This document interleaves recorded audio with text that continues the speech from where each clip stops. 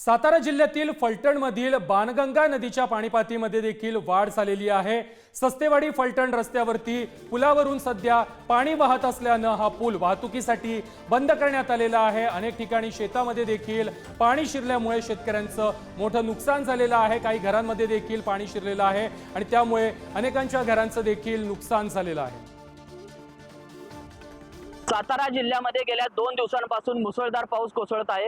या कोसळणाऱ्या पावसामुळे सातारा जिल्ह्यात प्रत्येक तालुक्यामध्ये मोठ्या प्रमाणात नुकसान झालेलं आहे। मी आता सध्या उभा आहे साताऱ्यातीलच फलटण तालुक्यातीलच असणाऱ्या बाणगंगा नदीच्या या परिसरामध्ये। बाणगंगा नदीला मोठ्या प्रमाणात पूर आल्याने देखील काही गावांचा संपर्क तुटलेला आहे। सस्तेवाडी फलटण रोडवरील या रस्त्यावर देखील बाणगंगा नदीचं पाणी आल्याने 16 गावे देखील संपर्कहीन झालेले आहेत। यामध्ये सस्तेवाडी गावातील देखील बऱ्याच लोकांच्या घरामध्ये पाणी शिरल्याने मोठी नुकसान झालेलं आहे घरांचं देखील। त्यामुळे येथील लोकांचं देखील फलटण मधीलच जे मुदुजी हायस्कूल आहे त्या शाळेमध्ये देखील स्थलांतरित करण्यात आलेलं आहे। एकंदरीत शेतीच्या पिकांसह देखील मोठं नागरिकांचं देखील नुकसान झाल्याचं चित्र पाहायला मिळते।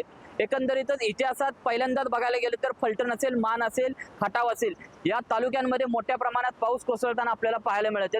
एकंदरीतच अशीच परिस्थिती राहिली तर मोठ्या प्रमाणात नदीकाठच्या लोकांना देखील प्रशासनामार्फत सतर्कतेचा इशारा देखील देण्यात आलेला आहे। कॅमेरामॅन ओंकार सह मी साई सावंत, पुढारी न्यूज, सातारा।